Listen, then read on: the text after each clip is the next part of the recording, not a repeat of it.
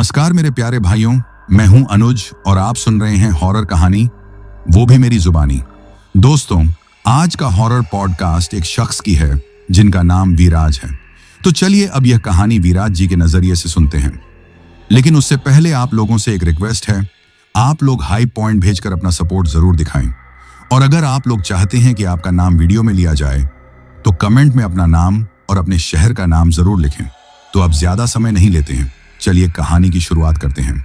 नमस्कार दोस्तों, मेरा नाम विराज है और आज मैं आपके साथ कोई कहानी नहीं बल्कि अपना डर, अपना ट्रॉमा साझा करने जा रहा हूं। ये वो चीज है जिसने मेरी जिंदगी हमेशा के लिए बदल दी।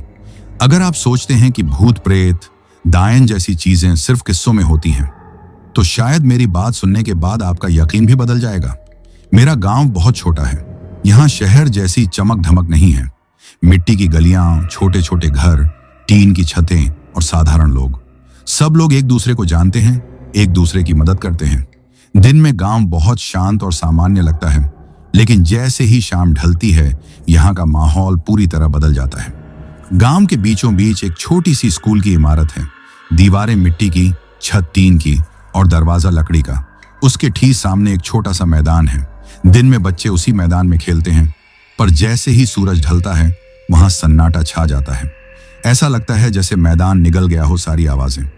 मैदान से सटी हुई 4-5 छोटी दुकानें हैं, एक चाय की, एक किराने की, एक दर्जी की और 2 परचून की। ये दुकानें ही गांव की असली चौपाल हैं। लोग वहीं बैठकर दिन भर की बातें करते हैं, लेकिन जैसे ही रात का अंधेरा घिरता है सब अपनी दुकानें जल्दी बंद कर लेते हैं। कोई भी ज्यादा देर तक बाहर रुकना पसंद नहीं करता। गांव के घर भी बहुत साधारण हैं, ज्यादातर ईंट और मिट्टी से बने हुए, जिनकी छतों पर टीन या कभी कभार फूस डला होता है। लोग मेहनतकश हैं, खेती करते हैं, छोटे मोटे काम करते हैं। मेरा घर मंदिर के ठीक बगल में है। बचपन से ही मेरी दिनचर्या मंदिर की घंटियों और आरती से जुड़ी रही है। लेकिन इस गांव की सबसे रहस्यमयी और डरावनी पहचान है गांव के पीछे खड़ा विशाल बरगद का पेड़। वो पेड़ इतना बड़ा है कि अगर उसके नीचे 4-5 घर भी खड़े कर दिए जाएं, तो भी उसकी छांव खत्म नहीं होगी। उसकी जड़ें जमीन से निकलकर चारों ओर फैली हुई हैं, जैसे जमीन को जकड़े हुए हों। दिन में भी उसके नीचे धूप नहीं पहुंचती। उसकी शाखाएं इतनी घनी हैं कि ऊपर देखकर लगता है मानो किसी दैत्य का सिर आसमान तक फैला हुआ हो। गांव वालों का कहना है उस पेड़ में दायन रहती है, ऐसी दायन जो मर्दों को अपने वश में कर लेती है। बचपन से ही मैंने ये किस्से सुने हैं। बच्चे गलती से भी उस पेड़ के पास नहीं जाते। औरतें उसके सामने से जाते हुए सिर झुका लेती हैं, और मर्द, वो कभी भी अंधेरे के बाद उस तरफ नहीं जाते। कभी कभी रात में जब मैं अपने घर की खिड़की से बाहर देखता हूं तो उस पेड़ की काली परछाई मेरे घर तक फैली होती है। हवा में उसकी डालियां हिलती हैं और ऐसा लगता है जैसे कोई लंबे बाल हवा में झुला रहा हो। मुझे याद है, एक रात में पढ़ाई कर रहा था। कमरे में शांति थी, सिर्फ पन्नों की सरसराहट। अचानक मुझे खिड़की के बाहर से पायल की छन छन सुनाई दी। पहले तो मैंने सोचा कोई औरत मंदिर से लौट रही होगी, लेकिन जब मैंने झांक कर देखा तो रास्ता बिल्कुल खाली था। सिर्फ बरगद का पेड़ खड़ा था और उसकी परछाई असामान्य रूप से लंबी होकर मेरे कमरे तक आ रही थी। उस वक्त मेरे हाथ कांपने लगे। मैंने जल्दी से खिड़की का पर्दा गिरा दिया। उस रात नींद आंखों से दूर हो गई थी। अगले दिन मैंने यह बात अपने दोस्त राहुल को बताई। वो हंस पड़ा, अरे पगले, ये सब औरतों की बनाई कहानियां हैं, तू भी अब डरपोक बन गया है। पर मैं जानता था जो मैंने सुना था वो मेरी कल्पना नहीं थी। और सबसे डरावनी बात यह थी कि जब भी मैं उस पेड़ को देखता, मुझे लगता उसकी शाखाओं के बीच कोई खड़ा है, मुझे घूर रहा है, और शायद सच में कोई था। दोस्त राहुल मुझ पर हंस रहा था। उसके चेहरे पर वो मजाक और हल्की सी तानों वाली हंसी थी जो हमेशा मेरे डर पर आती थी।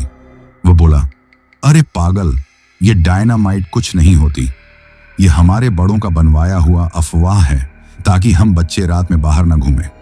डायन जैसी कोई चीज नहीं होती, तू टेंशन मत ले। उसकी बात सुनकर मुझे थोड़ी राहत मिली, लेकिन सच कहूं, मुझे पता था कि जो मैंने कल रात देखा वह भ्रम नहीं था। वह किसी खेल या मेरी कल्पना का हिस्सा नहीं था।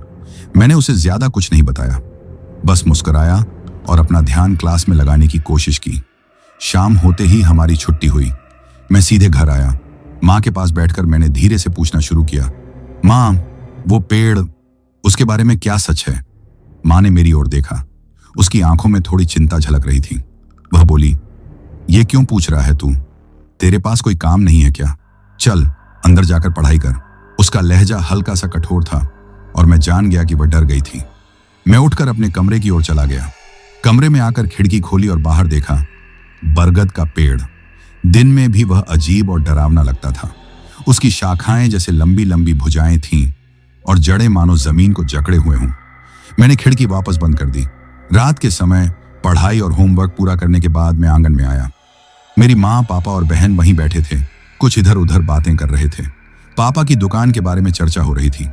हमारे गांव में 4-5 दुकानें हैं और पापा एक किराने की दुकान चलाते हैं। पापा कह रहे थे कि उन्हें थोड़ी और सामग्री लानी है ताकि दुकान बढ़ाई जा सके। मेरी बहन, जो मुझसे बड़ी थी, सुझाव दे रही थी कि ऐसा वैसा करना चाहिए। मैं चुपचाप उनकी बातें सुनता रहा। फिर मैंने हिम्मत जुटाकर पापा से पूछा, पापा, ये बरगद वाली डायन क्या सच है? ये सब जो लोग कहते हैं वह सच है? जैसे ही ये शब्द मेरे मुंह से निकले, पूरे घर का माहौल बदल गया। जो लोग अभी तक हंस रहे थे और बातें कर रहे थे, उनके चेहरे सख्त हो गए। पापा की आंखों में गंभीरता और एक अजीब सी सख्ती दिखी। उन्होंने धीमे और ठहराव भरे स्वर में कहा, तुझे कितनी बार बोला है कि उसके बारे में नाम मत लेना? हमारे पूर्वजों ने इसे छुपाया था। यह पुराना रहस्य है और हमारे लिए ही बेहतर है कि कोई उसके पास न जाए। मैंने उनके शब्दों को समझने की कोशिश की, पर मेरे मन में सवाल और डर बढ़ गया। पापा ने धीरे धीरे कहा, तू जानना चाहता है तो सुन। करीब 20 साल पहले इस गांव में यह डायन बहुत सक्रिय थी। पूरा गांव डर के साए में जीता था। यह औरत मर्दों को अपना शिकार बनाती थी। कुछ नहीं कहो तो ठीक है, पर जो भी इसका सामना करता वो सुरक्षित नहीं रहता था। उनकी आवाज में जो गंभीरता और डर था, उसने मेरे पूरे शरीर में ठंडक फैला दी। यह डायन सिर्फ मर्दों को ही नहीं, कभी कभी औरतों को भी अपना शिकार बनाती थी, पर जहां मर्द दिख जाते वह उनसे अपनी ताकत दिखाती और अपने वश में कर लेती। मैंने अपनी सांस रोकी और पापा की बातों को ध्यान से सुना। यह सब सुनकर मेरी धड़कन तेज हो गई। मेरे भीतर की जिज्ञासा और डर एक साथ बढ़ने लगे। यह वो पल था जब मुझे महसूस हुआ कि मेरे द्वारा देखा गया पेड़ और उसकी परछाई कोई सामान्य चीज नहीं थी। पापा की गंभीर बातें सुनकर मैं सोचने लगा कि क्यों हमारे गांव में रात को हर खिड़की, दरवाजा और गेट बंद रहते हैं। अब समझ में आया कि 20 साल पहले कितने लोग इस डायन के आतंक का शिकार हुए होंगे। मेरा मन और भी बेचैन हो गया।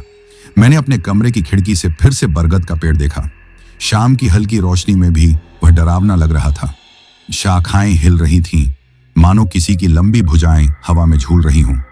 मैं जानता था कि यह सिर्फ डर या कल्पना नहीं थी, और यही डर, यही बेचैनी मुझे अगले कुछ दिनों के लिए पेड़ के पास जाने की हिम्मत ही नहीं देती थी। रात का समय था। खाना खाकर मैं अपने कमरे में गया। बाहर बारिश हो रही थी। तेज बारिश की बूंदें छत और खिड़की पर जोर जोर से गिर रही थीं। कभी कभी बिजली चमकती और उसी के साथ तेज तेज गड़गड़ाहट होती। हवा ठंडी थी, हल्की सरसराहट के साथ आती। जैसे ही खिड़की से बाहर देखा, पेड़ की शाखाएं तेज हवाओं में हिल रही थीं और उसका साया मेरी खिड़की तक फैला हुआ था। मैं थोड़ी पढ़ाई करके अब सोने की कोशिश कर रहा था, पर नींद नहीं आ रही थी। एक अजीब सा डर और बेचैनी मेरे मन में घुस रही थी। जैसे ही मैं बिस्तर पर लेटा, मुझे महसूस हुआ कि आज का माहौल कुछ अलग है। आज बाहर कुछ अजीब आवाजें आ रही थीं। सबसे पहले मुझे किसी लेडी की हंसी जैसी आवाज सुनाई दी, लेकिन यह हंसी सामान्य नहीं थी। यह किसी दर्द और पीड़ा में फंसी हुई हंसी लग रही थी, जैसे कोई अपने अंदर के दर्द को छुपाते हुए हंस रहा हो। हंसी बीच बीच में बदलकर रोने की आवाज में बदल जाती।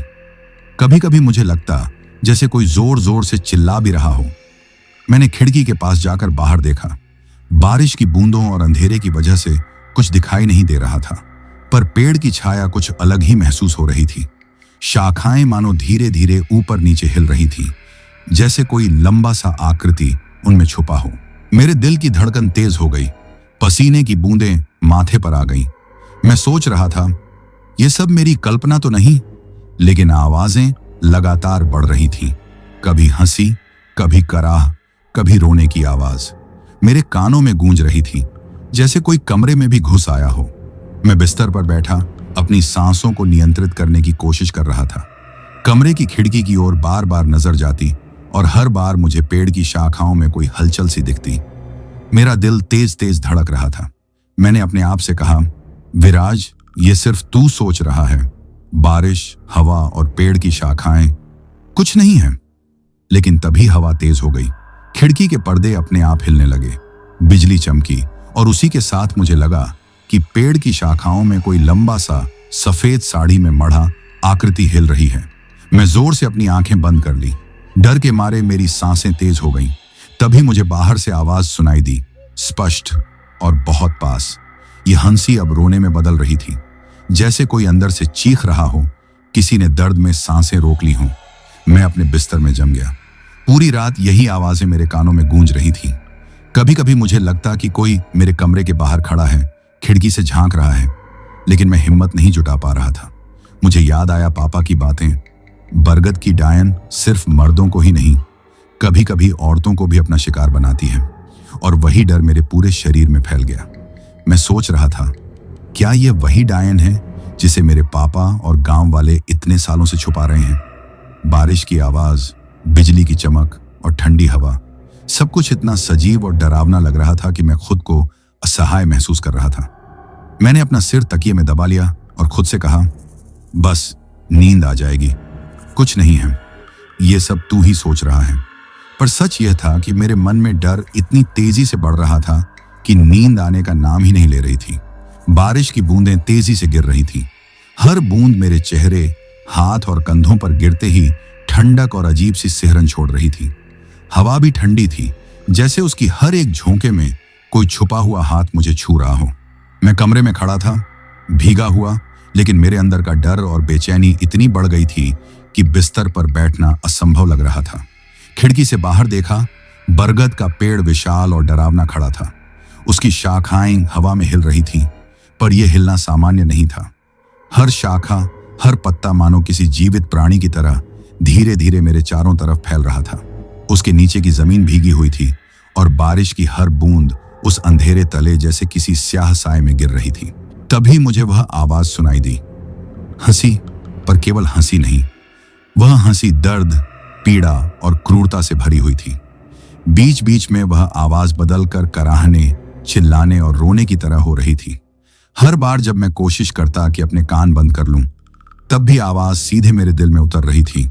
मैं बिस्तर से उठ गया, हाथ कांप रहे थे, हर कदम पर मेरा दिल और तेजी से धड़क रहा था। कमरे का दरवाजा खोला, फिर घर का गेट, और बारिश में भीगते हुए धीरे धीरे बरगद की ओर बढ़ा। बारिश की ठंडी बूंदें मेरे शरीर को चुभ रही थीं, पर किसी अज्ञात शक्ति ने मेरे कदमों को रोकने नहीं दिया। जैसे ही मैं पेड़ के नीचे आया, मेरी आंखें खुल गईं। मैं अपने होश में हूं, फिर भी यहां कैसे? मैं सोच रहा था। पेड़ का अंधेरा अब और भी भारी लग रहा था। उसकी शाखाएं मानो मेरे चारों तरफ जीवित प्राणी की तरह फैल गई थीं। जड़ें बाहर निकलकर जमीन पर ऐसे फैली थीं जैसे किसी की लंबी लंबी भुजाएं मुझे पकड़ने के लिए तैयार हों। तभी मुझे लगा कि किसी ने मेरी कमीज की कॉलर पीछे से कसकर पकड़ ली है। मेरी सांसें थम गईं। मैंने पीछे हटने की कोशिश की, पर कदम अपने आप पेड़ की ओर बढ़ रहे थे। हर कोशिश के साथ मेरी हिम्मत और डर दोनों बढ़ रहे थे। मैंने पूरी ताकत लगाई और एक जोरदार झटका दिया। तभी मेरी आंखों के सामने वह अदृश्य शक्ति, शायद वही डायन, मेरे कॉलर से हट गई। मुझे हल्का सा राहत का एहसास हुआ। मैं दौड़ पड़ा। बारिश, ठंडी हवा और बरगद की विशाल छाया के बीच दौड़ते हुए मेरे कदम अपने आप घर की ओर बढ़ रहे थे। घर का गेट खुला और मैं अंदर घुसा। पानी की मटकी की ओर गया और पानी पीकर थोड़ी ठंडक महसूस की। भीगती हुई शर्ट बाहर फेंकी, दूसरी शर्ट पहनकर बिस्तर के ऊपर जाकर रजाई में खुद को लपेट लिया। लेकिन डर अभी भी पूरी तरह खत्म नहीं हुआ था। बाहर से आवाज सुनाई दी, किसी लेडी की आवाज, दूर से, पेड़ के नीचे से। आवाज इतनी वास्तविक थी कि मेरा दिल रुक सा गया। मैंने धीरे धीरे खिड़की खोली और जो मैंने देखा वह दृश्य मेरे रूह को हिला गया। एक अजीब सी औरत सफेद साड़ी जैसी चीज में लिपटी खड़ी थी। उसकी आंखें मेरी ओर थीं, मुंह पर एक मुस्कान, न खुशी न दुख, केवल कोई भयानक ऊर्जा। उसकी झलक, उसकी हर हरकत मेरे भीतर डर की लहरें दौड़ा रही थीं। मैं झटके से खिड़की बंद करके कमरे के कोने में खुद को दबा लिया। हाथ काम नहीं कर रहे थे। मैं समझ ही नहीं पा रहा था कि यह सब क्या हो रहा है। तभी घर के अंदर से अजीब आवाज सुनाई दी। डर और बढ़ गया। मैंने चारों तरफ देखा और एक बड़ा सा कुंबल अपने ऊपर लपेट लिया। बाहर बारिश और ठंडी हवा में भीगते हुए मैं फिर भी अपने गेट की ओर बढ़ा। और वह दृश्य, मेरी बहन बारिश में खड़ी थी, उल्टी खड़ी, बाल खुले हुए, हाथ और पैर ऐसे घूम रहे थे जैसे वह किसी अदृश्य शक्ति में फंसी हो। उसकी आंखें मेरी ओर थीं, चेहरा बिना भाव के, लाइफलेस। मैं जोर से चिल्लाया, बहन। तभी अंदर से मां भी भागती हुई आई। वो बोली, विराज बेटा, क्या हुआ? इतने में बहन धीरे धीरे नॉर्मल हुई। वो पास आई, पर उसकी आवाज में अजीबपन था। छोटू, क्या देखा तूने? कुछ हुआ है तुझे? उसकी आंखों की वह एक्सप्रेशन, प्योर हॉरर, मेरी रूह को कंपा देने वाला। मां ने बहन से बोला कि जा थोड़ा पानी लेके आ। मेरी बहन पानी का ग्लास लेके आई। फिर मैंने पानी पिया। फिर मैंने मां से बोला कि कुछ नहीं, मैं ठीक हूं। और ऐसा बोल के मैं अपने कमरे में आ गया। मैं बिस्तर पर लेटा था, भीगा हुआ, ठंड से कांपता हुआ। लेकिन सबसे ज्यादा ठंडक मेरे शरीर में बाहर से नहीं, बल्कि अंदर से फैल रही थी। वो डर, वो एहसास कि इस घर में कुछ तो है जो हमारे बीच मौजूद है। मेरा दिमाग अभी भी उस बरगद के पेड़ और बहन वाले दृश्य में अटका था। वो मेरी बहन थी ही या कुछ और? और वो औरत कौन थी जो खिड़की पर झांक रही थी? सवाल हजार थे, पर जवाब एक भी नहीं। मैंने खुद को समझाने की कोशिश की, शायद मैं हेलुसिनेट कर रहा हूं। पर अगर हेलुसिनेशन था तो मेरी कॉलर किसने पकड़ी थी? मेरी गर्दन पर आज भी वो पकड़ का दबाव, जलन जैसा महसूस हो रहा था। मैं करवट बदल कर लेटा, आंखें बंद की और नींद लाने की कोशिश की। पर तभी मुझे एक आवाज सुनाई दी, बहुत हल्की पर साफ। वो मेरी बहन की आवाज थी। वो जोर जोर से कुछ बड़बड़ा रही थी। आवाज अजीब थी, जैसे किसी अजीब भाषा में मंत्र पढ़ रही हो। पर उस आवाज में एक अजीब सा आनंद भी था, मानो वो खुशी से पागल होकर हंस रही हो और किसी से बातें कर रही हो। मेरी रूह कांप गई। धीरे धीरे मैं उठा, कांपते हाथों से खिड़की के पास गया। मैंने पूरी हिम्मत जुटाई और खिड़की को हल्का सा खोला। बारिश की ठंडी हवा अंदर आई और मेरी सांसों को रोक गई। और जब मैंने बाहर देखा, मेरे पैरों तले जमीन खिसक गई। बरगद के पेड़ पर, ऊपर की मोटी शाखाओं पर मेरी बहन बैठी थी, बारिश में भीगी हुई, बाल खुले और होंठ हिल रहे थे। वो लगातार कोई मंत्र जैसा बोल रही थी। उसकी आंखें बंद थीं और उसके चेहरे पर एक अजीब संतोष था। पर सबसे डरावनी बात थी उसका बैठने का तरीका। वो उल्टी बैठी थी, जैसे कोई इंसान पेड़ की शाखा से चिपककर उल्टा लटक जाए। उसका सिर नीचे और पैर ऊपर शाखा को पकड़कर चिपके हुए थे। मैंने सांस रोक ली। दिल की धड़कन इतनी तेज हो गई थी कि ऐसा लग रहा था जैसे वो पूरे घर में गूंज रही हो। एक सेकंड भी और देखना असंभव था। मैंने झट से खिड़की बंद की और बिस्तर में जाकर रजाई ओढ़ ली। मैंने आंखें कसकर बंद कर ली और भगवान का नाम लेने लगा। हे भगवान, मुझे बचा लो, ये सब क्या हो रहा है? पर डर वहीं खत्म नहीं हुआ। कुछ ही देर बाद मुझे अपने कमरे में किसी के चलने की आवाज सुनाई दी, धीरे धीरे, जैसे कोई बेयर फीट इंसान फर्श पर चलता हो। एक कदम, फिर दूसरा, फिर तीसरा। मेरी सांसें थम गईं। मैं हिल भी नहीं पा रहा था। मैंने अपनी सांसों की आवाज को भी रोक दिया, पर अचानक वो आवाज बंद हो गई। कमरा बिल्कुल सन्नाटे में डूब गया। मैंने धीरे से आंख खोली। खिड़की से आती बिजली की हल्की चमक में मैंने कमरे को देखा। कमरे में कोई नहीं था, लेकिन फिर मेरी नजर अलमारी पर गई। उस पर बैठी थी मेरी बहन। उसकी आंखें चौड़ी होकर मुझे घूर रही थीं। चेहरे पर एक विकृत सी मुस्कान थी जो इंसानी नहीं लग रही थी। मेरी सांस अटक गई। मैं आंखें हटा नहीं पा रहा था। मेरे दिमाग और शरीर ने काम करना बंद कर दिया था। तभी अचानक मेरे कंधे पर किसी ने हाथ रखा। मैंने झटके से गर्दन घुमाई और देखा मेरी बहन मेरे बिस्तर पर बैठी थी, बिल्कुल नॉर्मल एक्सप्रेशन के साथ। धीरे से बोली, क्या हुआ छोटू, तू ठीक है? मैं डर के मारे बिस्तर से उछल पड़ा और कमरे के कोने में भाग गया। थर थर कांपते हुए मैं कोने में सिमट गया। जब मैंने अलमारी की ओर देखा, वहां कोई नहीं था, और जब वापस बिस्तर पर नजर डाली तो वहां भी कोई नहीं था। सब नॉर्मल था, या शायद नॉर्मल दिख रहा था। मैंने कांपते हाथों से कमरे की लाइट जलाई। पीली रोशनी ने चारों दीवारों को भर दिया और मैं धीरे धीरे बिस्तर पर वापस जाकर लेट गया। पर नींद वो कहां आने वाली थी। बाहर बारिश और बिजली का शोर और भी डरावना लगने लगा, और तभी मैं बिस्तर पर सीधा लेटा ऊपर छत को घूरता रहा। बिजली की चमक से छत पर लटके पुराने पंखे की परछाई कभी इधर उधर फैल जाती और मुझे लगता जैसे कोई काला साया झूल रहा हो।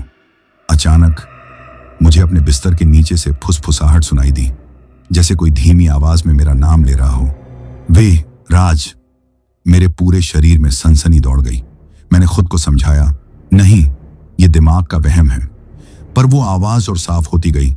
वे राज, नीचे देख। मेरे गले से आवाज ही नहीं निकली। दिल इतनी तेज धड़क रहा था जैसे सीने को तोड़कर बाहर आ जाएगा। मैंने साहस जुटाने की कोशिश की, धीरे धीरे गर्दन मोड़ी और कांपते हुए नीचे झांका। और जो मैंने देखा उसने मेरी रूह जमा दी। बिस्तर के नीचे एक औरत उल्टी पड़ी हुई थी। उसका चेहरा मेरी तरफ था। उसकी आंखें लाल लाल जल रही थीं जैसे अंगार। बाल जमीन पर बिखरे हुए, गीले और चिपके हुए। उसकी चमड़ी झुलसी हुई थी, कई जगह से फटी हुई, मानो किसी ने उसे जला दिया हो। और होंठों पर एक अजीब सी टेढ़ी मुस्कान थी। वो मेरी आंखों में घूर रही थी। धीरे धीरे अपने होंठ हिलाए और कहा, मैं तेरा इंतजार कर रही थी। मैं चीख पड़ा। मेरी चीख इतनी जोरदार थी कि मुझे खुद पर यकीन नहीं हुआ। मैं कांप रहा था, पूरा पसीने से भीग चुका था, जबकि बाहर ठंडी हवा चल रही थी। दरवाजा धड़ाम से खुला। मां भागती हुई अंदर आई। क्या हुआ विराज, क्यों चिल्लाया? मैंने कांपते हुए उंगली से बिस्तर के नीचे की तरफ इशारा किया। वो मां, कोई औरत। मां तुरंत झुककर नीचे देखने लगी। मैं तो बस उनके चेहरे पर नजर गड़ाए रहा कि अभी मां भी चीखेंगी, पर मां ने सिर उठाया और बोली, विराज, यहां तो कुछ भी नहीं है। मैं हक्का बक्का रह गया। नहीं मां, मैंने देखा, उसकी आंखें, उसका चेहरा। मां ने मुझे पकड़कर अपने सीने से लगा लिया। बेटा, तूने सपना देखा होगा। मैं यहीं पास में थी। अगर कोई होता तो मुझे भी दिखता। चल, अब डर मत। पर मुझे यकीन था, यह सपना नहीं था। मैंने अपनी आंखों से देखा था। सीने से लगते ही थोड़ी राहत मिली, लेकिन बदन अभी भी कांप रहा था। मैं किसी तरह बोल पाया, मां, कोई था मेरे कमरे में। मैंने सुना, देखा। मां, मैं झूठ नहीं बोल रहा। मां ने तुरंत मेरे होंठ दबा दिए, जैसे डर हो कि मेरी आवाज किसी और तक पहुंच जाएगी। चुप, उन्होंने फुसफुसाकर कहा। तेरी बातें दीवारें भी सुन लेती हैं। मैंने कितनी बार कहा है तुझे, उस नाम को मत लेना। क्यों नहीं मानता तू? मां की आंखों में डर साफ दिख रहा था, उनके शब्दों में भी। मेरे दिमाग में अभी भी वो चेहरा घूम रहा था। पलंग के नीचे से झांकती वो आंखें, वो लटके हुए बाल। मैंने कांपते हुए कहा, मां, मुझे लगा वो मेरी बहन है। मैंने परछाई देखी थी। मां ने मुझे उठाया और मुझे कमरे के कोने की ओर खींच कर ले गई। देख, तेरी बहन तो यहीं सो रही है। मैंने देखा, वो सचमुच वहीं थी, गहरी नींद में।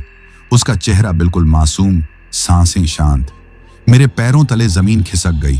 तो फिर जिसे मैंने देखा था वो कौन था?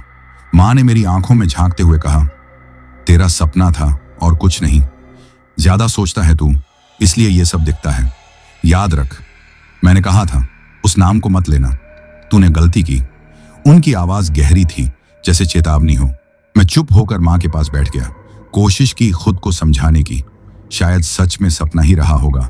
लेकिन जब नजर अनजाने में फर्श पर गई तो दिल फिर सिहर उठा। वो पैरों के गीले निशान अब भी वहीं थे। मैंने पलकें जोर से बंद कर ली। खुद को कहा, नहीं, सपना ही था और कुछ नहीं। मैं पागल हो रहा हूं शायद।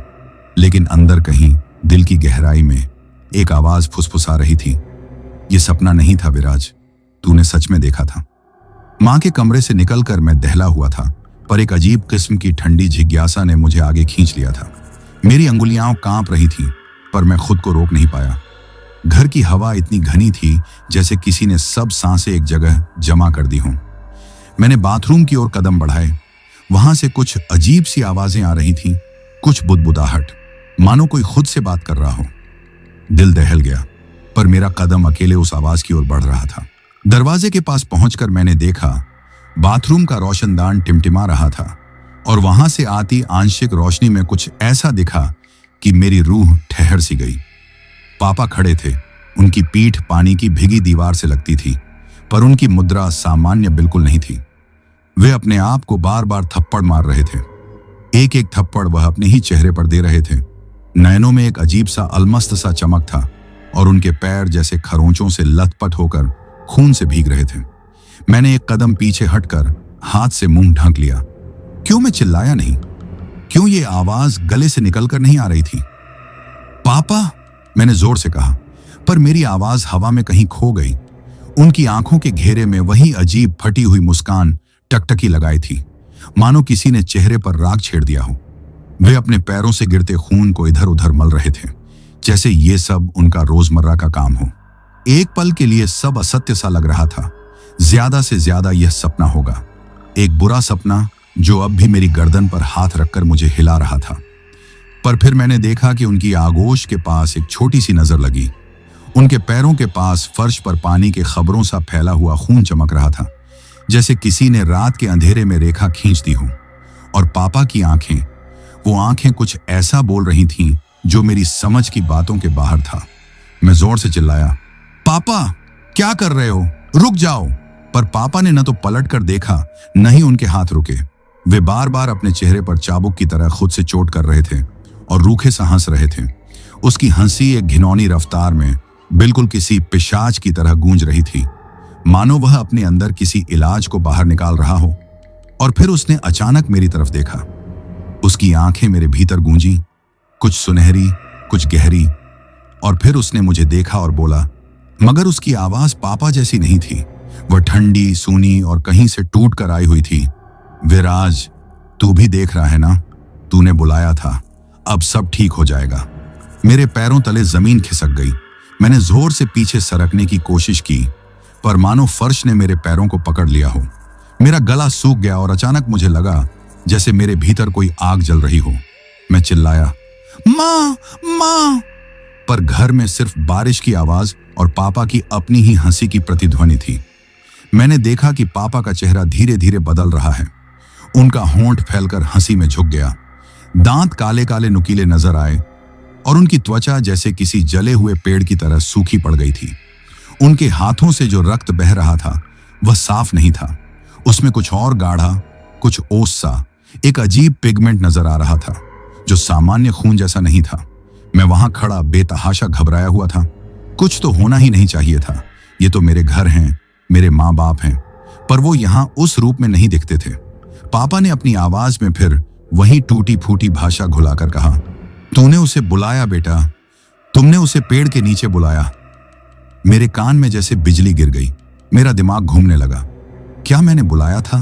क्या वाकई मैंने किसी न जाने किस तरह से उस चीज को आमंत्रित किया था? यादों की परतें मेरे भीतर उघड़ने लगी। वो रात जब मैंने खिड़की से झांका, पेड़ के नीचे जो साया था, मेरी नादान जिज्ञासा और मेरी कमजोर आवाज से निकला शायद एक नाम जिसकी मां ने बार बार चेतावनी दी थी। तभी एक तेज आहट से पापा फर्श पर ढह गए।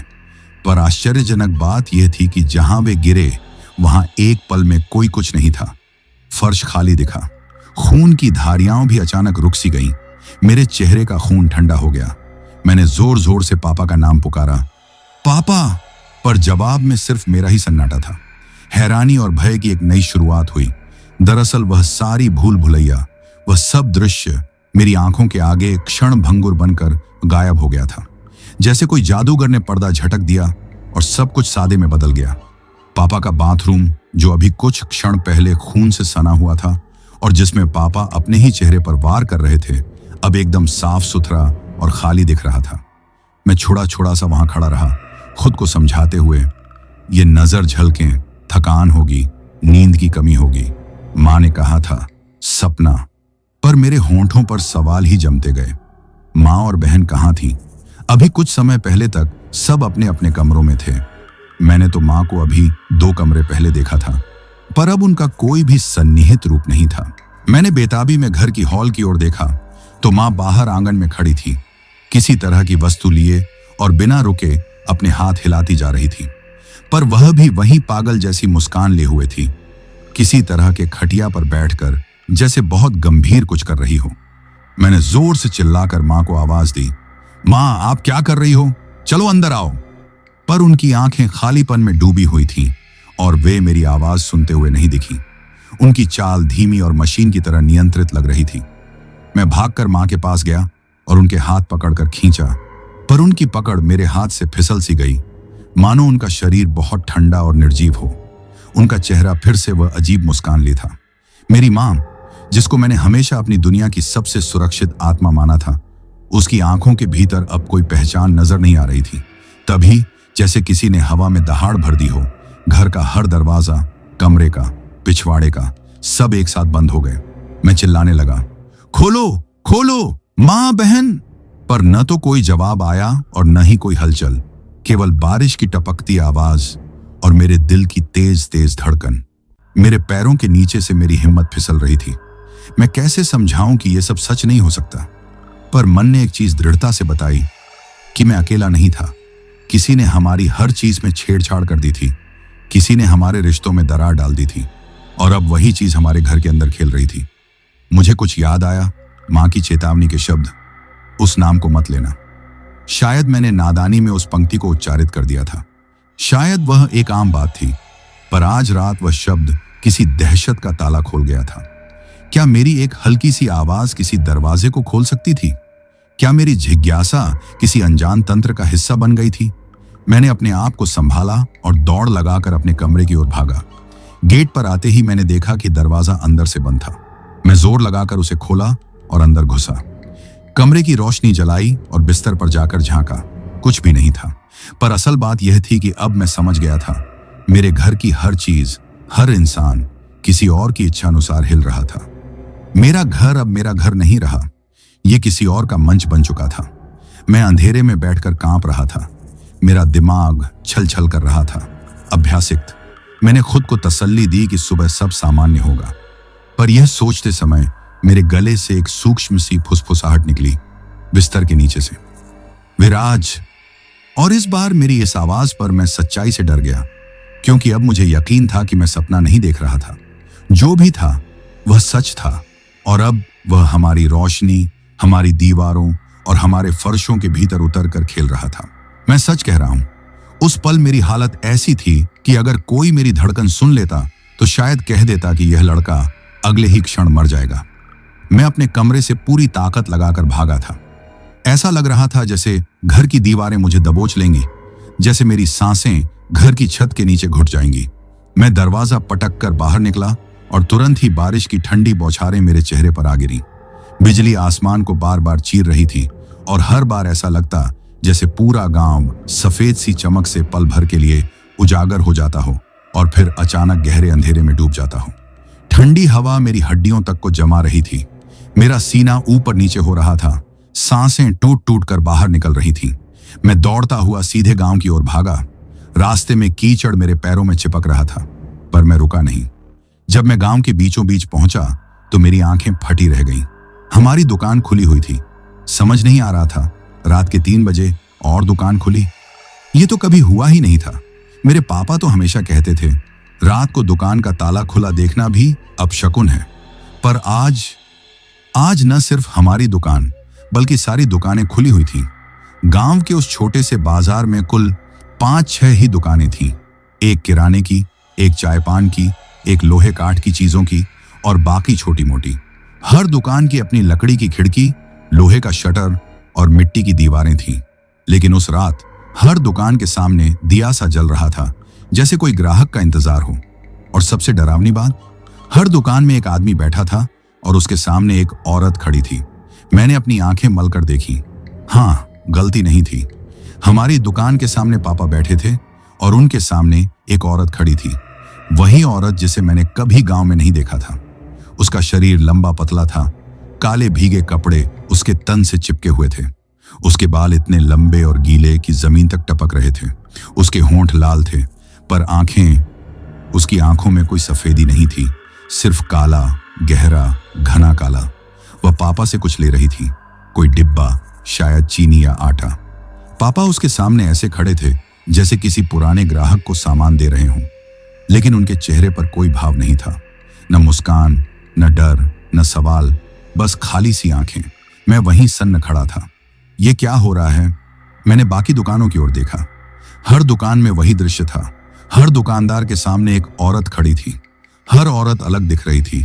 किसी के कपड़े फटे हुए, किसी का चेहरा आधा झुलसा हुआ, किसी के होंठ फटे हुए, लेकिन सबके बाल गीले, आंखें काली और चेहरों पर वही घिनौनी मुस्कान। मां की बात अचानक मेरे कानों में गूंजी।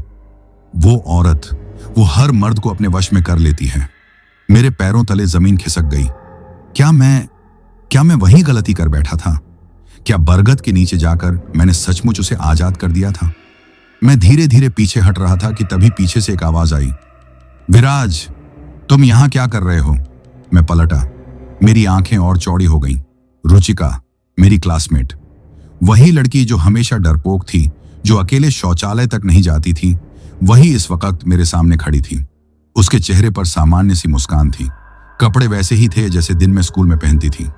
भीग चुकी थी पर चेहरे पर जरा सा भी डर नहीं।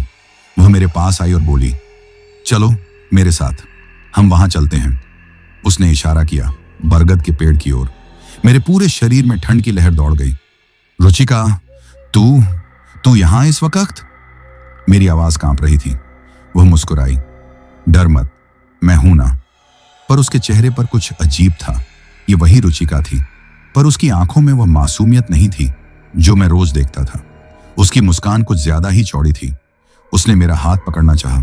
जैसे ही उसकी उंगलियां मेरी कलाई पर आईं, मुझे लगा जैसे बर्फ की कील मेरी त्वचा में धंस गई हो। तभी अचानक मेरे भीतर गुस्से और डर का मिश्रण उभरा। मैंने पूरी ताकत से अपना पैर उठाया और उसके पेट पर मारा। धड़ाम, वह जमीन पर गिर गई। पर अगले ही पल उसकी आंखें बदल गईं। उसकी मुस्कान खींचकर एक भयावह चेहरा बन गई। उसकी त्वचा झुर्रियों में बदलने लगी, होंठ नीले हो गए और आंखों में लाल लपटें चमकने लगी। वह जोर से चिल्लाई, पहले तूने मुझे आजाद किया और अब मुझे रोकने की कोशिश कर रहा है। आज तुझे नहीं छोड़ूंगी। उसकी आवाज गांव भर में गूंज गई। मैं चीखता हुआ भागा। बारिश और तेज हो चुकी थी। कीचड़ में मेरे पैर धंसते जा रहे थे। पीछे से रुचिका या जो भी वह थी, हवा की तरह दौड़ रही थी। उसकी आवाज मेरे कानों को चीर रही थी, रुक जा विराज, रुक जा, आज तेरी बारी है। मैं भागते भागते सीधा अपनी दुकान के सामने पहुंचा। पापा, मुझे बचाओ, मैं चिल्लाया, हाथ जोड़कर गिड़गिड़ाया। पर पापा ने मेरी तरफ देखा तक नहीं। वे अब भी उसी औरत को सामान दे रहे थे। उनकी आंखें उस औरत पर टिकी थीं जैसे वही उनकी दुनिया हो। मैंने पापा का कंधा पकड़ा। पापा देखो ना, मुझे बचाओ। पर उन्होंने कोई प्रतिक्रिया नहीं दी। तभी उस औरत ने, जो पापा के सामने खड़ी थी, मेरी तरफ देखा। उसकी मुस्कान मेरे भीतर तक उतर गई। वह हंसी, धीरे धीरे, फिर तेजी से।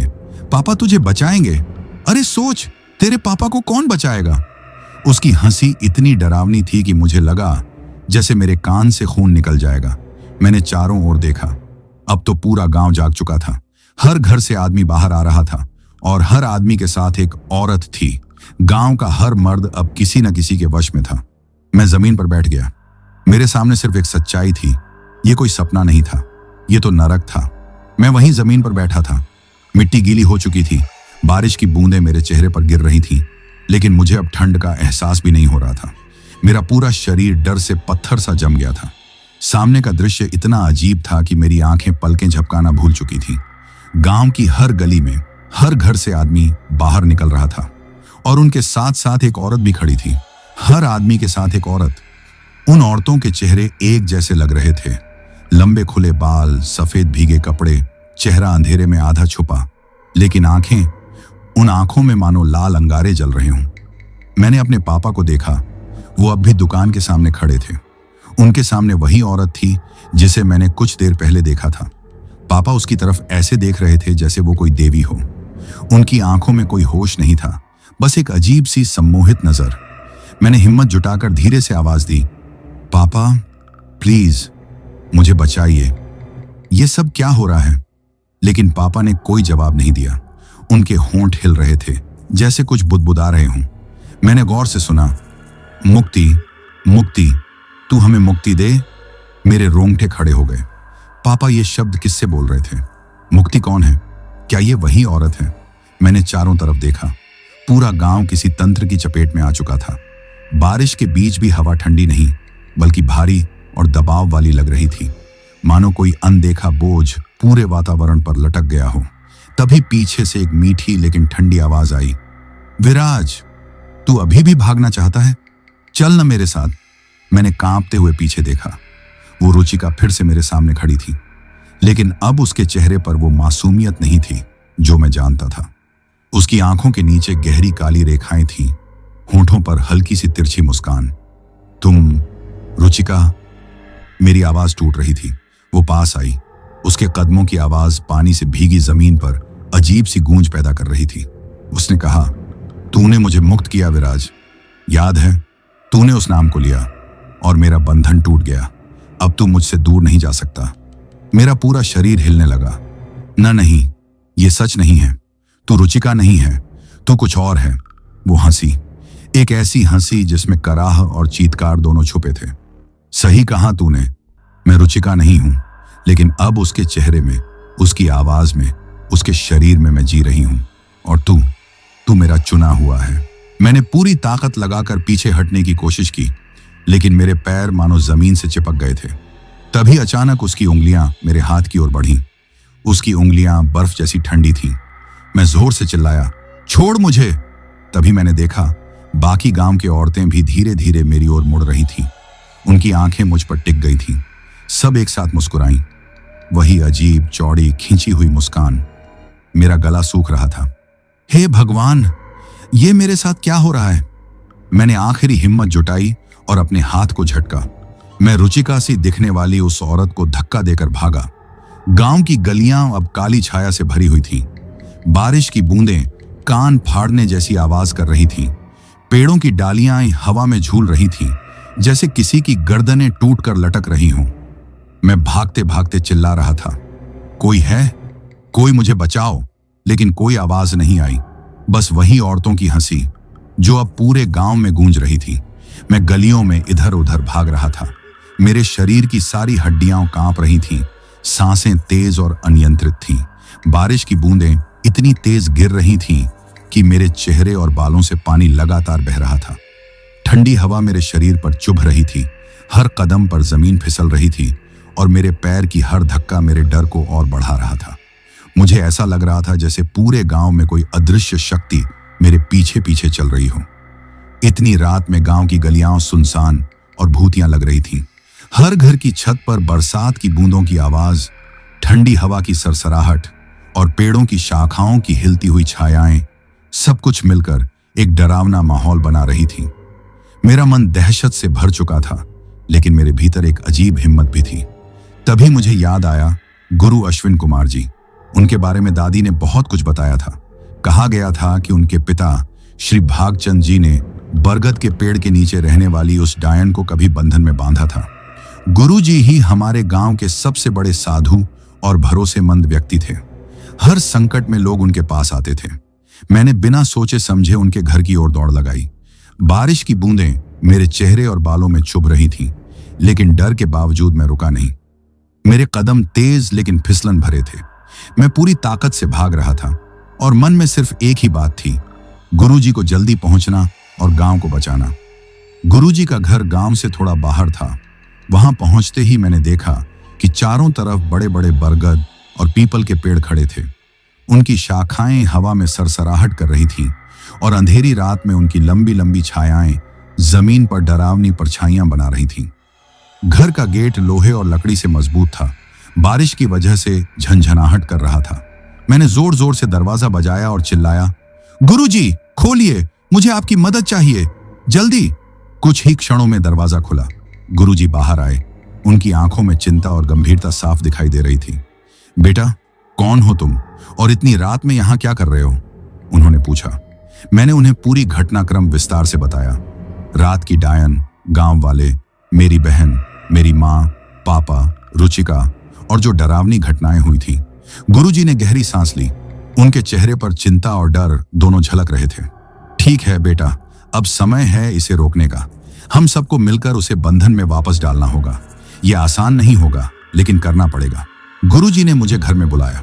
घर में हल्की धूप और दियों की रोशनी थी।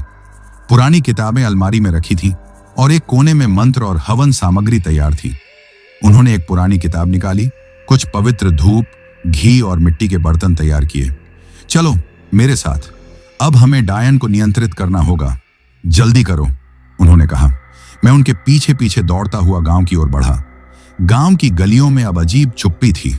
कोई आवाज नहीं, लेकिन मेरा दिल जोर जोर से धड़क रहा था। पेड़, घर, दुकानों की परछाइयां सब डरावनी और जीवित लग रही थीं। जैसे ही हम बरगद के पेड़ के पास पहुंचे, गुरुजी ने मुझे पास बुलाया। विराज, यहां बैठो, आंखें बंद करो, किसी भी चीज पर ध्यान मत दो, सिर्फ मंत्र और शक्ति पर ध्यान दो। मैंने अपनी आंखें कसकर बंद कर ली। बारिश की बूंदें मेरे चेहरे पर गिर रही थीं। ठंडी हवा शरीर में सिहरन पैदा कर रही थी, लेकिन मैं डर पर काबू पाकर गुरुजी की बातों पर ध्यान दे रहा था। गुरुजी ने मंत्र पढ़ना शुरू किया। उनकी आवाज गहरी, धीमी और शक्ति से भरी थी। लकड़ी और धूप से तैयार किए गए हवन बर्तन के चारों ओर मंत्रों की ध्वनि फैल रही थी। हवा में हल्की सुगंध फैल रही थी, मिट्टी, घी और जड़ी बूटियों की। धीरे धीरे मैंने देखा कि डायने, वो लाल आंखों वाली औरतें, धीरे धीरे हमारे पास आ रही थीं। उनकी आंखें चमक रही थीं, बाल गीले और चेहरे पर पानी की बूंदें चमक रही थीं। उनके कदम जमीन पर हल्की गूंज छोड़ रहे थे। गुरुजी ने मंत्र तेज कर दिया। उनके हाथों में धूप और मिट्टी का मिश्रण धीरे धीरे हवा में फैल रहा था। डायने कांपने लगी। उनकी हंसी रुक गई। आंखों की लाल चमक फीकी पड़ने लगी। उनकी परछाइयां टूटने लगी। मैंने अपनी आंखें खोली। देखा कि गांव वाले सुरक्षित और शांत खड़े थे। पापा, माँ, बहन और रुचिका सब पास में। सबका चेहरा सामान्य था। गुरुजी ने धीरे कहा, आज तुमने पूरे गांव को बचा लिया विराज। हाँ, यह तुम्हारी गलती थी कि तुमने उस नाम को लिया, लेकिन तुमने अपनी गलती का पश्चाताप किया। बरगद का पेड़ अब शांत और सामान्य लग रहा था। डरावनी परछाइयां गायब थीं। गांव के लोग सुरक्षित थे। गुरुजी ने हवन सामग्री चारों ओर लगाई। पेड़ के चारों ओर धागे बांधे। अब कोई भी गलती से भी उसके पास मत आए। यह सबसे सुरक्षित है, उन्होंने कहा। मैंने राहत की सांस ली। बारिश की हल्की बूंदें अब शांत हो रही थीं। हवा की ठंडक भी कम हो गई। मैं थका हुआ था, लेकिन मन में संतोष और राहत की चमक थी। मैं विराज हूं। यह कोई कहानी नहीं, बल्कि मेरी जिंदगी का सबसे बड़ा ट्रॉमा था। उस रात की बरसात, डरावनी डायन, गुरुजी की शक्ति और पूरे गांव की मुक्ति, सब कुछ मेरी आंखों के सामने अभी भी जीवंत है। तो दोस्तों, ये कहानी यही खत्म हुई। अब जिन भाइयों ने अपना नाम वीडियो में कमेंट किया था, उनका नाम लेते हैं। अफसर अली भाई मुरादाबाद से, पुसली भाई थाईलैंड से, आशुतोष त्रिपाठी भाई गोंडा से, यूएस हर्ष तिवारी भाई लोहारी सिरसा प्रयागराज से, मुकेश गुजर भाई भरतपुर राजस्थान से, कबल सिंह भाई पंजाब से, किशोर भाई ग्रेटर नोएडा से, गणेश पाठक भाई सूरत से, अभिषेक तिर्की भाई छत्तीसगढ़ से, जुल्फिकार भाई दिल्ली से, पन्ना राम कोलायत भाई बीकानेर राजस्थान से, अन्वेश कुमार पांडे भाई मुंबई महाराष्ट्र से, दीपक भोयर भाई अर्जुनली गांव से, सूरज भाई मुंबई से, सफीक भाई सऊदी अरब से, बाबू मंडल भाई राउरकेला से, असलम कुरैशी भाई सऊदी अरब से, फिजाजी इस्लामाबाद पाकिस्तान से, अर्जुन भाई नेपाल से, विनोद गुरुंग भाई दुबई से, राधे भाई उन्नाव से, संजय खान भाई इंडिया से, ओम प्रकाश भाई झारखंड से, सबीना भाई कोलकाता से, बाबू भाई उत्तराखंड से, राम छोटा भाई गोविंदपुर जमशेदपुर झारखंड से, रवि बिशनली भाई इंडिया से, मोहन भाई झारखंड से, आजाद भाई दिल्ली से, रुद्रा शर्मा, सपना शर्मा, शिया और अमन शर्मा भाई दिल्ली से, असुम तामूट भाई अरुणाचल प्रदेश से, अनिल चौहान भाई सिवान बिहार से, पूजा घोष जी असम से, राम ठाकुर सिंह भाई ग्वालियर से, मोएम भाई बिहार मुजफ्फरपुर से, कुलविंदर कौर भाई लुधियाना पंजाब से, फजीन भाई मालदीव से, अनुराग कश्यप भाई दुबई से, वाजिद तब्बू सुम भाई लाहौर पाकिस्तान से, राम अचल भाई अयोध्या से, हसन अब्बास भाई इटली से, मेहुल वर्मा भाई प्रयागराज से, राहुल भाई ओडिशा से, ऋषभ और राकेश भाई पंजाब से, शहजादी जी सऊदी अरब से, विनीता जी लखनऊ से, गोपाल भाई कोलकाता से, वाजिद तबस्सुम भाई पाकिस्तान से, वसीम अहमद भाई नागपुर महाराष्ट्र से, राम भदौरिया भाई मध्य प्रदेश से, जीवन तमंग भाई काठमांडू नेपाल से, कादिर शिकालगार से, रॉकी भाई सोनीपत हरियाणा से, पूरन चंद बालोतरा भाई राजस्थान से, उर्वशी जी वेस्ट बंगाल दार्जिलिंग से, देवांश भाई ग्वालियर मध्य प्रदेश से, बलबिंदर सिंह भाई राजस्थान से, ओमकार सिंह भाई झारखंड से, बापूनू भाई ओडिशा से, अंबुज मिश्रा भाई नोएडा से, संदीप सिंह भाई पंजाब से, योगपाल पांडे भाई बस्ती से, संतोष कोरबा भाई छत्तीसगढ़ से, रंजीत तिवारी भाई कानपुर से, अविनाश भाई फरीदाबाद से, कमल भाई म्यांमार से, राज मालवीय भाई मध्य प्रदेश से, सरोज भाई ओडिशा से, अवनीत जानवी और मानसी जालंधर पंजाब से, पीहू छावी और जतिन भाई चंडीगढ़ से, लकीराव भाई वाराणसी से, रोहन भाई रामपुर से, सैयद मेहदी भाई सऊदी से, रामू भाई असम से, जितेंद्र सिसोदिया भाई भगवानपुर से, गणेश भाई नासिक से, बाबू मोनी जी असम गोहपुर से, अलीना अयान जफिरा इम्तेज भाई दुबलिन आयरलैंड से, अर्जुन क्षेत्र भाई असम से, निरुपमा नायक भाई ओडिशा से, जुनैद भाई मालेगांव से, अशोक भाई नासिक महाराष्ट्र से, रविंद्र भाई आगरा से, तरुणा भाई झारखंड से, अंकु भाई बलिया से, राम भाई मध्य प्रदेश से, वंदना यादव जी जबलपुर से, लता सिंह जी कर्नाटक से, मेहरुख भाई लाहौर पाकिस्तान से, नरेंद्र मानकर भाई सौसर से, मीना गुरुंग जी काठमांडू नेपाल से, विक्की भाई मौर्या ट्यूश से, शनि भाई बस्ती से, हामिदुल्लाह भाई इस्लामाबाद पाकिस्तान से, दिनेश कुंभार भाई महाराष्ट्र से, अक्षय राजभर भाई चौरा से, टटूंग भाई ईटानगर से, सफदार अब्बास भाई रावलपिंडी पाकिस्तान से, लकी भाई इटली और इकबाल भाई जर्मनी से, अशोक कुमार भाई उदयपुर राजस्थान से, असद वसीम भाई पाकिस्तान से, सन्नी नायक भाई झारखंड से, अविनाश सिंह भाई फरीदाबाद से, भूपेन भाई असम गुवाहाटी से, अनु जी मुंबई से, पूनम धानक जी गुजरात राजकोट से, जसबीर भाई समाना पंजाब से, मजीद भाई मालदीव से, कृष्णा गुरप्रीत भारद्वाज भाई दिल्ली से, जस्टिन राजा भाई असम से, अक्षय कुमार भाई चौरा से, शाहिद भाई मुंबई से, देबू कुमार भाई जमशेदपुर झारखंड से, रियाज शाहजमाल भाई अलीगढ़ से, हाफिजा भाई जूनागढ़ से, सुखदेव भाई फरीदाबाद से, उषा शाह जी सिलगुरी से, साबिर भाई सीतामढ़ी से। और जिन भाइयों ने अपना नाम कमेंट किया है लेकिन उनका नाम वीडियो में नहीं लिया गया है, तो भाइयों आप लोग टेंशन ना ले, आप लोगों का नाम अगली वीडियो में जरूर लिया जाएगा। और अगर आप लोग भी चाहते हैं कि आपका नाम वीडियो में लिया जाए तो अपना नाम और अपने शहर का नाम वीडियो में कमेंट करें। अगर आपको यह कहानी पसंद आई हो तो वीडियो को लाइक और चैनल को सब्सक्राइब करें ताकि और भी डरावनी कहानियां आप तक पहुंच सकें। कहानी को अंत तक सुनने के लिए दिल से धन्यवाद दोस्तों। आज के लिए बस इतना ही, मिलते हैं जल्द ही कुछ नई कहानियों के साथ। तब तक के लिए अपना ध्यान रखिए।